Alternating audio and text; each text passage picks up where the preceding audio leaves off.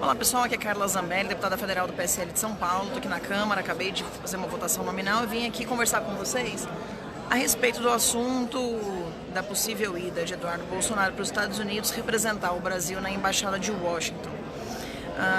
Primeiro dizer que, vamos lá, esse assunto ser suscitado durante a reforma, no meio da nova Previdência, né, e também da forma como está sendo feito, pode ser, como está sendo feito pela imprensa, pode ser uma cortina de fumaça para tentar desviar o foco de vocês do que realmente tem que ser feito, que é a nova Previdência.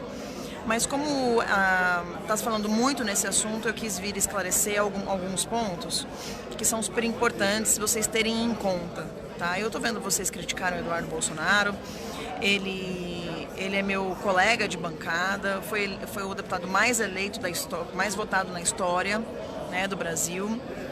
1.830.000 votos, então o deputado mais eleito aqui no Congresso, na Câmara, aliás, desculpa.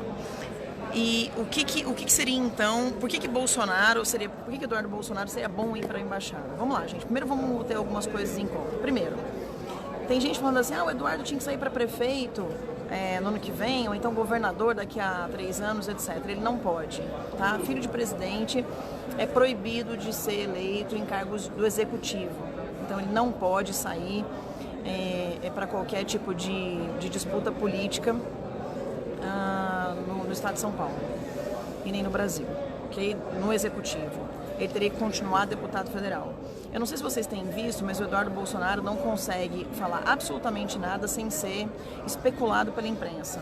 Porque por ser filho do presidente, ele não pode... Tudo que ele fala é como se não fosse a opinião dele, né? E sim uma opinião do presidente Jair Bolsonaro. E isso acaba cerceando muito a atuação dele aqui no Congresso.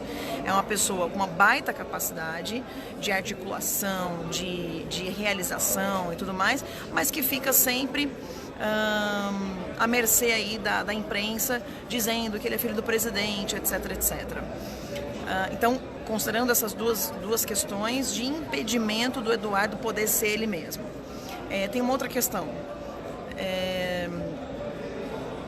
O fato dele ser filho do presidente é uma pessoa de confiança, né? E ele é tecnicamente preparado, ou seja, tem formação para ser embaixador. A embaixada de Washington é a única embaixada no mundo que ela é 100% política. Os brasileiros que estão na ONU são brasileiros que sempre, e os brasileiros que estão nos representando na ONU, em Washington, são todos brasileiros, todos não, a gente não pode generalizar, mas tem muita gente de esquerda. Eu gostaria muito que vocês escutassem antes de dizer, não, sou a favor. Escuta, pensa nas coisas, assim, ouve uma opinião de fora, né? Então, a gente tem muita questão de ideologia de gênero sendo colocada nos Estados Unidos via Fundação Paulo Lemann, via uma série de coisas e de outras instituições que também têm alcance internacional. Então, uma grande força da esquerda nos Estados Unidos para tentar reforçar a ideologia de gênero, a divisão das pessoas, então entre negros e brancos, ricos e pobres, etc, etc, essa velha divisão da esquerda. Uma outra questão então nós não temos pessoas de extrema confiança e preparo técnico ao mesmo tempo para poder realizar essa função.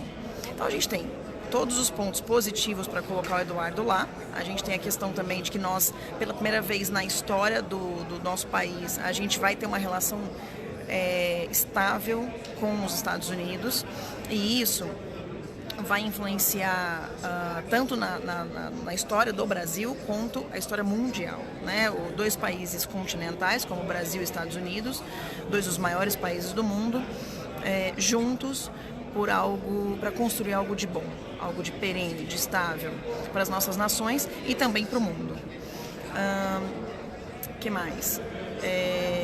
O Eduardo já está envolvido com as questões internacionais há muito tempo, né? Tem uma outra coisa também, quando a gente fala de tradições, nós que somos conservadores temos que pensar nas tradições que foram ao longo do tempo quebradas pela história e pela esquerda. No Império Romano, em todas as grandes dinastias mais estáveis da história mundial, nós temos troca de embaixadores entre países, né? Normalmente filhos dos chefes de Estado.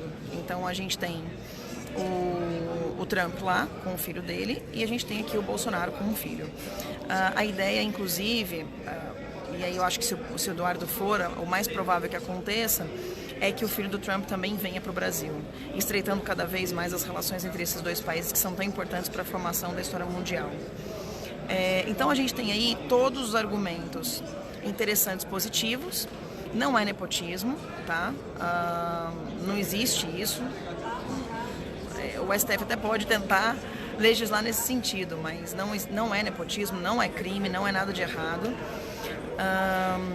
A gente tem que dar o nosso voto de confiança ao nosso presidente.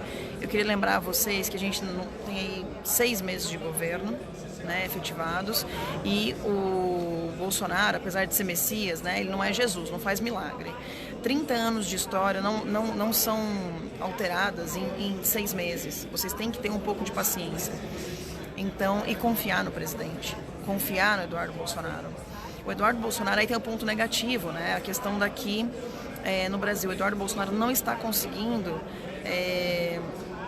por conta da imprensa ficar batendo demais, ser o deputado que qualquer pessoa quer ser aqui dentro, gente. Quando a gente fala assim em um deputado, a principal coisa é representar vocês. Quando um deputado não consegue representar vocês na fala, porque ele é o tempo todo interpretado como sendo uma segunda fala do presidente da República, fica complicado a gente poder administrar isso. Imagina eu aqui, né, sem poder falar para vocês nada, porque senão eu sou interpretada como sendo a voz de outra pessoa que não a minha. É muito complicado. E a gente precisa de alguém de confiança e de direita no lugar mais importante do mundo depois do Brasil. Fora do Brasil, o lugar mais importante do mundo é Washington.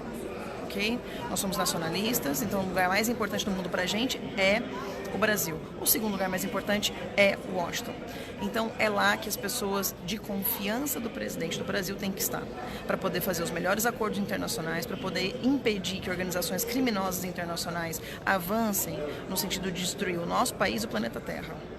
Nós temos organizações criminosas mundiais, como Hezbollah, como as ONGs que tentam invadir a Amazônia e tirar as nossas riquezas daqui, que são organizações poderosíssimas. E contra essas organizações poderosíssimas só existe uma forma de a gente conseguir combatê-las. É através dessa união de forças de pessoas de bem e pessoas ligadas, neste momento, ao presidente Bolsonaro e ao presidente Trump nos Estados Unidos. Então, gostaria que vocês, quem não viu o vídeo todo, se puder voltar, analisar, é muito importante que vocês tenham essa noção, que vocês